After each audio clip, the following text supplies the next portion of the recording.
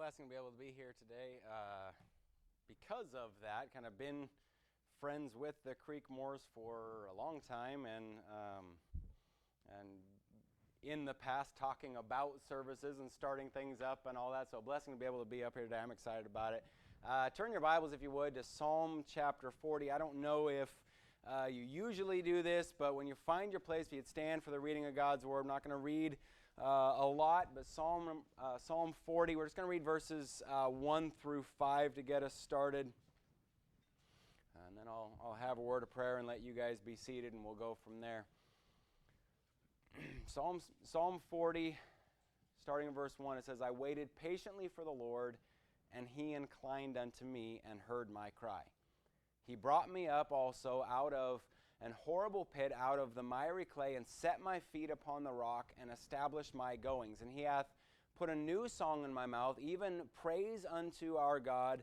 Many shall see it and fear, and shall trust in the Lord. Blessed is that man that maketh the Lord his trust, and respecteth not the proud, nor such as turn aside to lies. And look at verse 5. I'm going to put a lot of our focus this morning on verse 5. Many, O Lord my God, are thy wonderful works which thou hast done.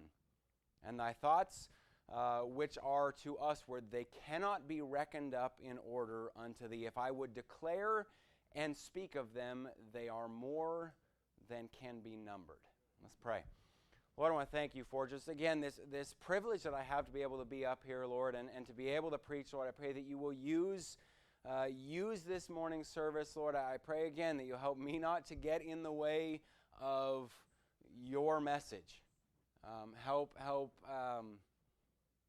my inabilities, my weaknesses not to take away from what you have for us today, Lord. I believe this message is from you and is what you know we need. Pray, Lord, that you will help us to focus on your word today, Lord. Use this time, we pray this in your name. Amen. You can go ahead and be seated.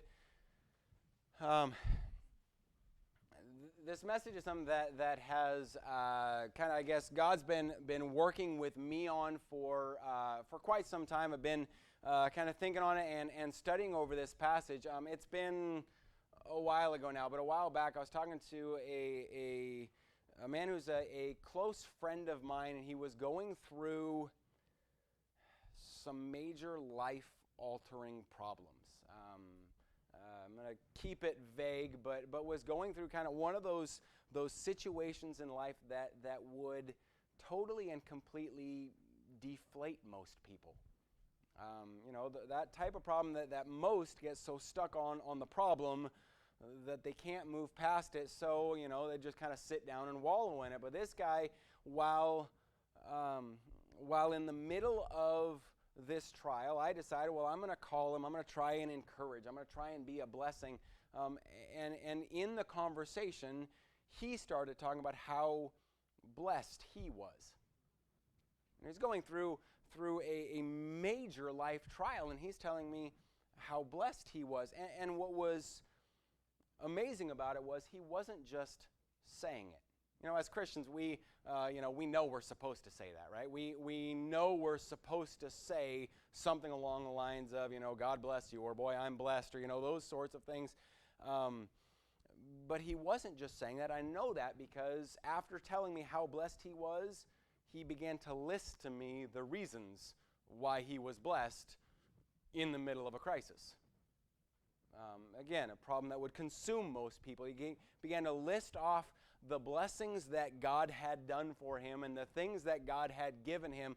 And I'm going to be honest, I talked to him going into it thinking I'm going to be a blessing to him, I'm going to encourage him, I'm going to help him, and I walked away thinking I'm the one who was blessed here.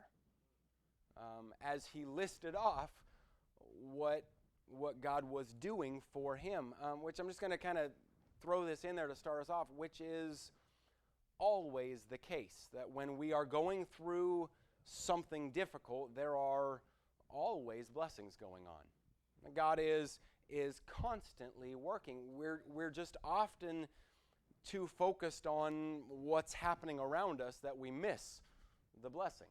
I remember it wasn't but a couple of years ago, my brother pastors up in Anacortes, and they were going through a pretty major trial at the church. They had old oil heat, and their oil tank was found to be leaking.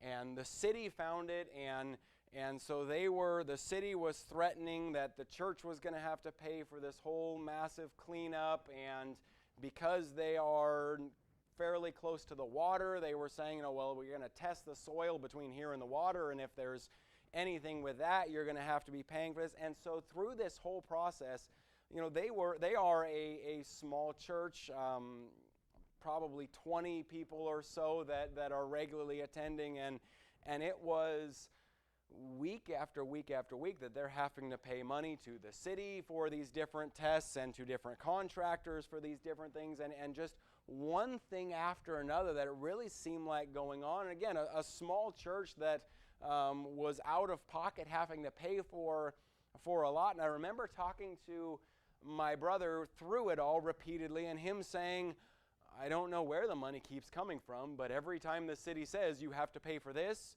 the money was there. God just kept providing, along with the fact, talking with him while dealing with this major problem, they were constantly having new visitors coming to the church and things happening in the church.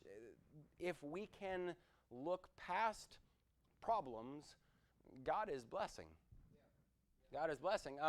That's what we have going on in this passage. Look again at verse 5. Many, O Lord, O Lord my God, are thy wonderful works which thou hast done. Thy thoughts which are to us word, they cannot be reckoned up in order unto thee. If I would declare them, or if I would declare and speak of them, they are more than can be numbered. David, the psalmist here, and we know David had hard times in his life. It wasn't for David. It wasn't all beating up lions and bears and killing giants. It wasn't all for David having people sing about how many people that you've defeated. He had massive trials. I think a lot of where we kind of first see David when the prophet is coming to find the new king, and David's dad calls in all of his brothers and doesn't even think to call David in for the prophet to see.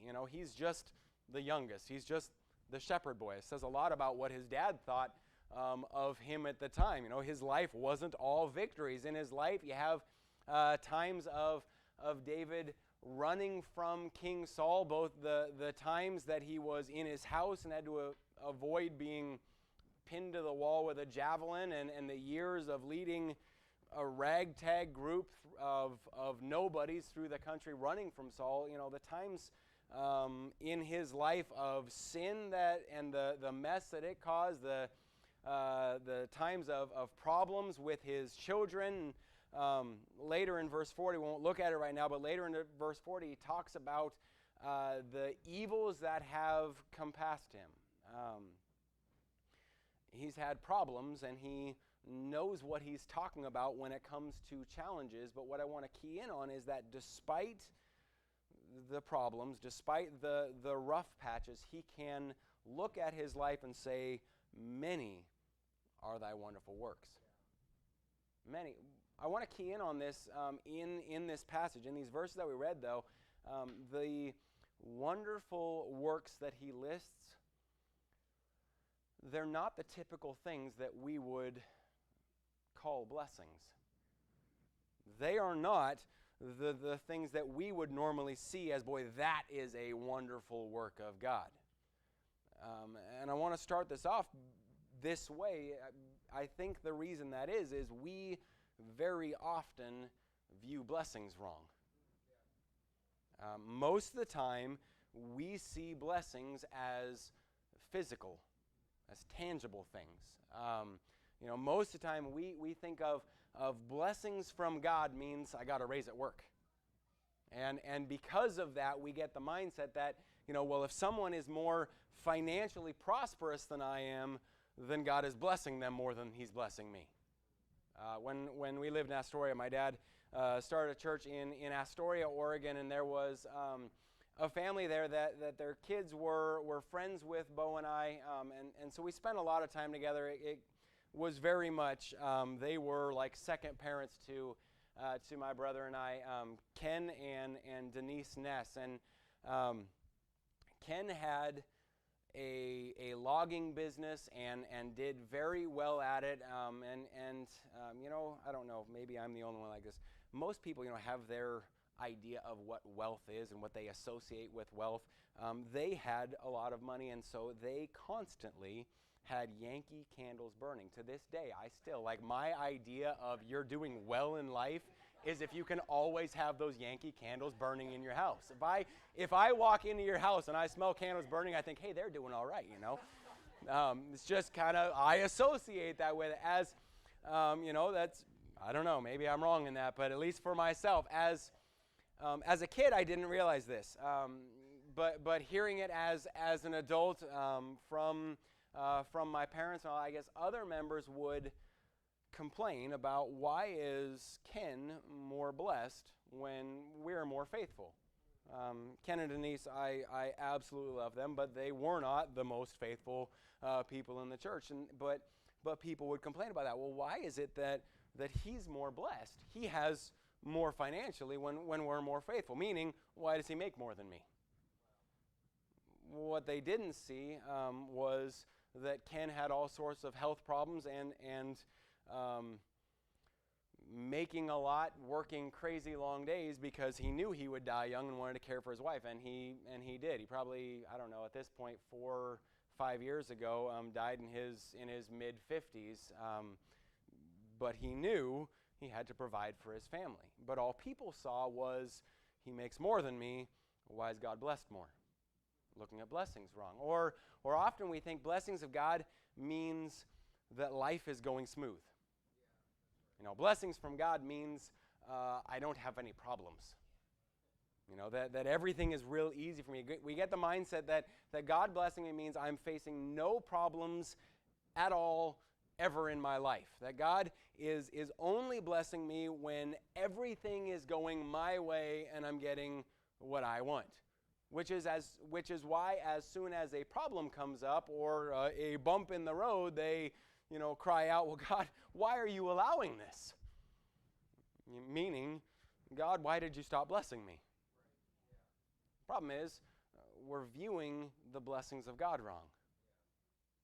We're looking at it wrong. God blessing me doesn't mean I'll have more money than I know what to do with.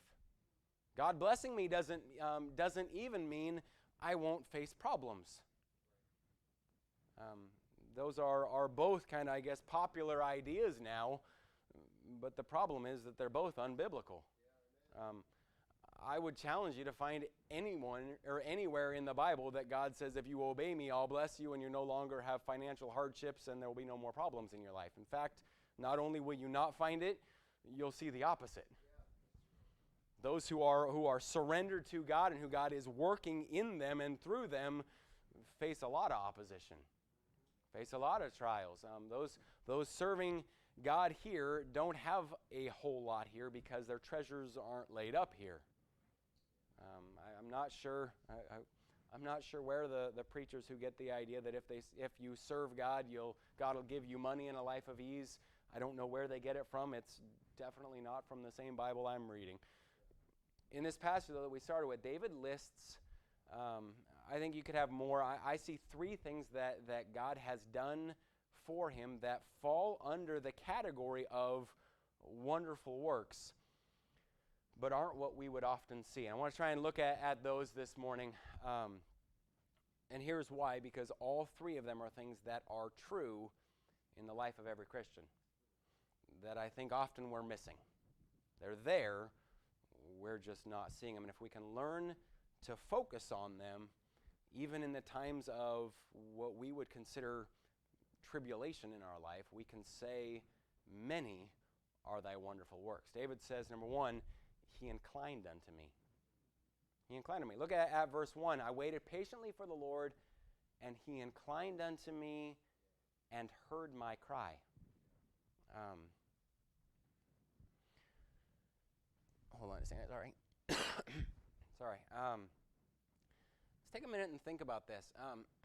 He, God, inclined unto me.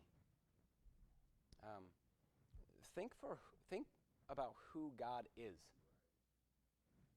Who is inclining unto you? Think about who God is. This is the one who was before the world began. When there was nothing, there was God. I think this often. I don't think we can really comprehend how that works. Our brains are so trained on time. We are so trained by the clock and by how things work. We were joking about that this morning about still being on Hawaiian time. That we are so used to the clock and things start now and they end here and all of those sorts of different things. So I don't think our brains can really comprehend that before there was anything else, before there was time, there was God, because God had no beginning. Think about this is the one who spoke everything into existence. Being in construction myself, I know how hard it can be to build something. I think of a house and the amount of time required for building, all the planning, all the preparations made, all the work, all the heavy lifting, all the hard work and the sweat involved in the entire process, but not for God. He didn't even have to bend down. He just spoke and there it was. And we aren't talking about just a house, but everything. This is the one who judged the world with a flood that covered the entire earth, destroying everything at one time, except for those who he chose to save. He was powerful enough to not only destroy everything, but decide, nope, not those ones, and protect them in the middle of the storm. This is the one who speaks and the wind and waves obey. I know from experience that doesn't work for just everyone. My wife, a few years back now, I'm not a traditional person, so when I decide my wife and I are going to go on a date, we don't do normal things. I decided, let's go duck hunting. So, it seems like a good date, Get her up at 3 o'clock in the morning, have her on the water at 3 a.m. in November. It's going to be perfect until a wave capsizes your boat, and in November you're swimming in the Puget Sound, and that was not so pleasant. So I know from experience, wind and waves don't obey just everyone. But when God says, peace be still, they are. This is the one who was able to bear the sins of the world, past, present, and future, on his back when he went to the cross. That's no small task, and if that wasn't enough, then rose from the grave to conquer death as well. I mean, this is God. Think about who he is. He inclined unto me. Think about who he is. Then think about who you are. I don't mean it to sound mean, but just follow me here. Just think about this for a minute. We'll compare to people for a minute. I know we're not supposed to do that, but we'll just compare to people for a minute, not even comparing to God yet. Think about who you are. Some in here may have done, I don't know you guys all very well. Some may have done some really interesting things in your life. Some may have some significant achievements in your life. Some served armed forces, those sorts of things. But you start comparing yourself to the 7 billion plus that live on the earth, and you're pretty insignificant. As far as I know, no one in here is a leader of some world power. As far as I know, no one in here has invented something that will change life as we know it. I didn't invent anything as cool as the light bulb. We are, compared to the 7 billion people living on this planet, we are relatively insignificant. And that's just comparing yourself to other men. So then you start talking who is God and who you are, and suddenly, at least to me, it's amazing that God will even give me the time of day. Right? It's amazing that God will even give me the time of day, that someone so amazing as God would stoop himself to notice someone like me. But it's even more than that, because it doesn't say God noticed me. You know, it's not a matter of God is walking by and just happened to make eye contact as he went by. It doesn't even say that God hears us. I have 3 kids. I hear noises all the time. We drove up here this morning. There was not one moment of silence in the car the entire way. I love silence. There wasn't 1 second of silence. Don't judge me as a bad parent for this statement, because I think every parent could identify with this, but as a parent, just because I hear noises coming from my kids doesn't always mean I'm listening to it. Because there's a big difference between hearing and listening. There's a big difference. This is not saying God hears that I'm making noises. I'm crying out to God and he hears, there's some annoying crying going on in the background over here. No, it says he inclines. I tell you what inclines means. It means that he wants to hear me. It means like when you have a kid that's talking and you can't quite hear him, so you bend down to get to their level, so that you can really focus in on what it is that they are saying. It means that God is focusing in on me because he wants to hear my cry. I mean, again, wow.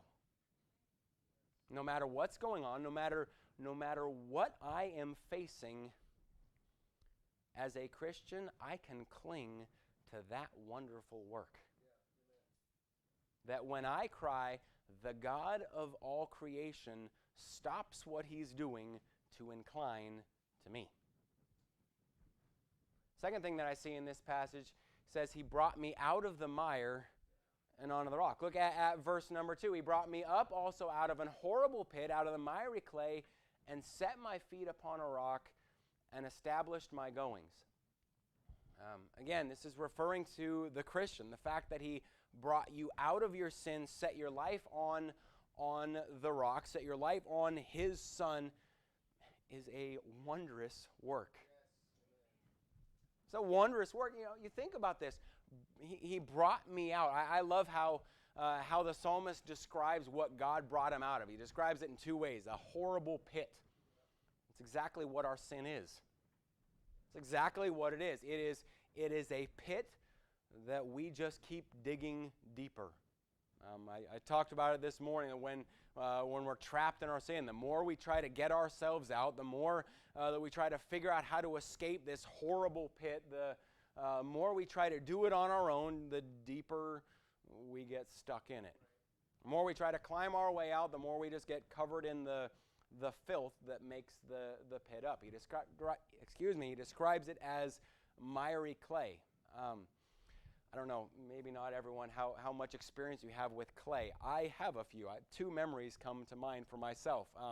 I told you we grew up in Astoria, Oregon. We lived outside of town a little bit. We lived as a boy. It's like a dream come true. We lived next to a dairy farm that had 100+ acres that we essentially had free roam of. My parents had this giant bell made out of, I can't even remember what it was. You could hear it for miles, and the rule was as soon as Mom rang the bell, you better come running from wherever you were on the property. That was about it. If you were in bell distance, you were safe. So we had roam over all sorts of property, all sorts of different terrain. The guy who owned the farm was a church member, so that's why we got to do that, because he was always driving around the property doing something and had eyes on us getting into some sort of mischief. But on this property, we referred to it as kids as the Clay Cliffs. It was this giant hillside, at least in a kid's eyes it was giant. It was this giant hillside made entirely of clay. As kids, we loved the Clay Cliff. And we'd get together, and my best friend, his dad was the one that owned the property, so we'd get together with he and myself and my brother, And the goal was always run as fast as you can, get as high as you can up the clay cliff to see who can get the furthest before you slid back down. It was great, except when you're running and sliding on a clay hillside, you get covered in clay. Not just, a little bit. You get covered in clay. It was miry clay. The other memory that I have of it was when we lived in Oklahoma. My dad was the vice president of Heartland Baptist Bible College, and where in Oklahoma everything is red clay. We there lived on 5 acres, and it often led to the same thing, that we would go out and play and we would come back completely covered in red clay that never washes out. It was miry, sticks to everything. It weighs you down. That's exactly how David is describing his sin that God has lifted him from. It's like a pit. It's like that miry clay that sticks to you and weighs you down and you cannot get it off. And God picked me up out of it. But it didn't stop with just, well, God picked me up out of it. He set me on the rock. God didn't lift me up out of the pit, out of the miry clay, shake me off real good, and then set me back down in it. He established me on the rock, on His Son. I've been on and I've helped with some construction sites that were old houses. I don't know why they did this in Tacoma a lot, that they built these old houses, and instead of putting a foundation under them, they built them on whatever was there. So I remember one in particular that was like 2 corners were built on a stump and a couple others were built on rocks, and those were the cornerstones. Well, the problem with that is stumps rot. So the house was sitting at a pretty substantial angle. And with those, what they do is they would lift the house up, jack the whole thing up, and set it on a new solid foundation. Pour a new one under it and then set the house on. That's what David is saying here. It's what's happening when we've accepted Christ. He took you out of the mess of sin that you were in and set you on a new foundation. That can be defined no better way than calling it a wonderful work. It can be defined no better way than saying that is a wonderful work that God did in my life, and something that no matter what work we have going on, we can look to and see how blessed we are.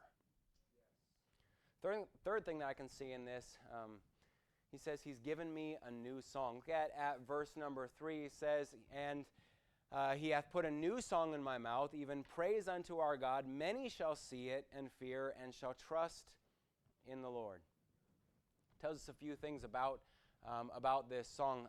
It's a joyous song. It says it's a song of praise unto our God. Praise can't be woe. Praise unto our God. It can't be woe. Praise can't be a down in the dumps sort of thing. Praise can't be a, woe is me. I'm going through all these problems. I'm facing this, and then this new trial came, and that. No, that's not the kind of song this is. It's a song of praise. It's a song that brings us joy, even when we're in an unhappy time. Even when you are in the worst of spirits, a happy song, a joyous song will lift your spirits. He also says about this song that people are going to see it. I can see someone thinking, well, that doesn't help me. Now, that's not going to help me be happy in a hard time or feel blessed in a trial if other people are seeing what I'm facing. But the reason that they will see it is because He's changed you. They'll see you're no longer in that pit. They'll see you're no longer wallowing in that mire. And it'll cause them to turn their eyes to Him too. It'll cause them to turn their eyes to Christ as well. Here's what we have going on here. David is listing these right here, and these are the types of things he's saying are God's wonderful works that He's done in us. These are things that no matter what is going on, no matter what we're facing, no matter what we're going through, we can look to and see the blessings of God. But I think is the best part of this. He talks about many are thy wonderful works. I think what the best part of, to me, this message is this is far from an exhaustive list. This is far from an exhaustive list. Look at verse 5. Many, O Lord, are thy wonderful works which thou hast done, and thy thoughts which are to us word. Look at this last part. They cannot be reckoned up in order unto thee. If I would declare and speak of them, they are more than can be numbered. He gives us these few, and I look at it this way. David's saying, hey, I've given you these couple, but I'm going to stop there because it would be impossible for me to list them all. I see this as David saying, this is, here's a few. This gets you started. This gets you on the right track so you can see his wonderful works, but it would be impossible for me to give them all to you. It says it cannot be reckoned. They're more than can be numbered.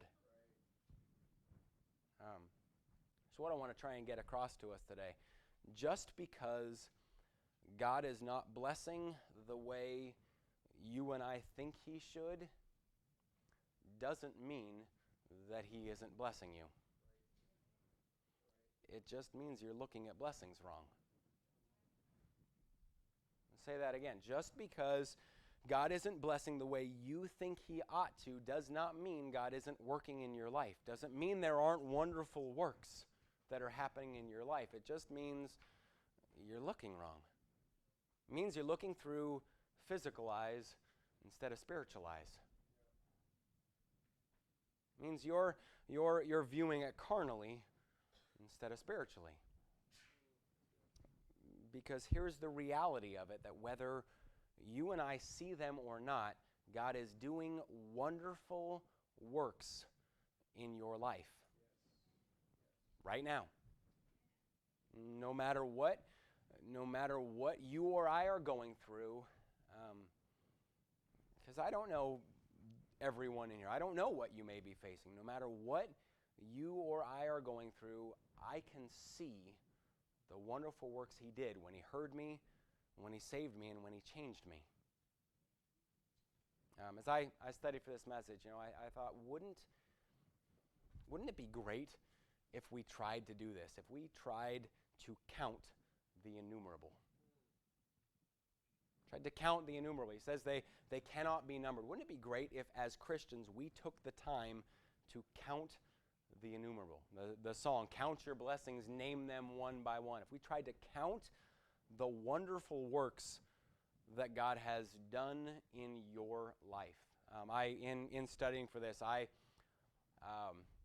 took some time to try, and I decided, I talked about the time factor at the beginning or earlier in this message.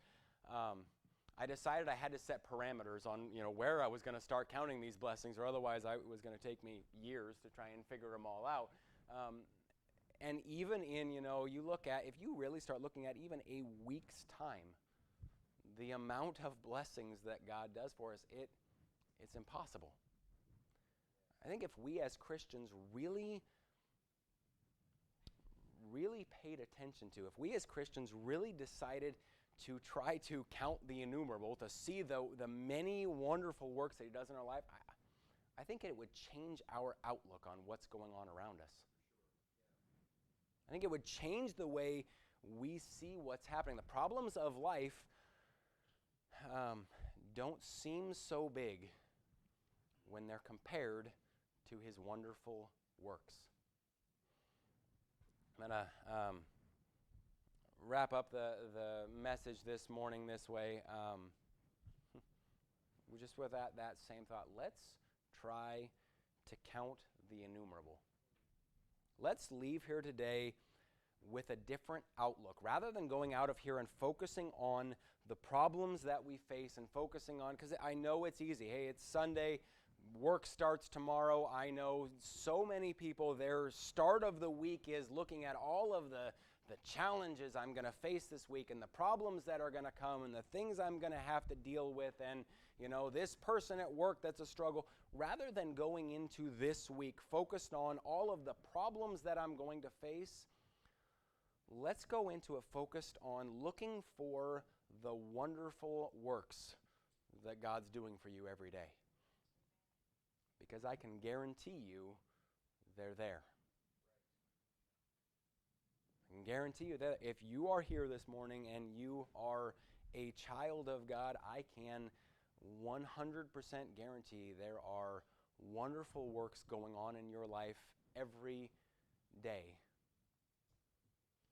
And if we took the time to look for them, we wouldn't be able to help but say like David, "Many, O Lord, are thy wonderful works which thou hast done, and thy thoughts which are to us where they cannot be reckoned up in order, and if I would declare and speak of them, they are more than can be numbered." Let's pray. Lord, I pray that you will help us to change our outlook. Help us to change the way that we view things, Lord. So often we get focused on the physical, looking through our physical carnal eyes rather than on the spiritual. Lord, help us to see that we're viewing blessings wrong, first of all, Lord, but then help us to see, rather than focusing on the difficulties, the problems, the trials that we face, Lord, help us to focus on the many wonderful works that you have done in the past, that you are currently doing in our lives, Lord. Because I think if we took the time and really, as I said, really focused on the many things you are doing, it would change our view. It would change our outlook. Lord, I thank you for the examples we can see from David, Lord, and the kind of, start of a list that he gives that can apply to each one of us, Lord. But I pray that you'll help us not to stop there.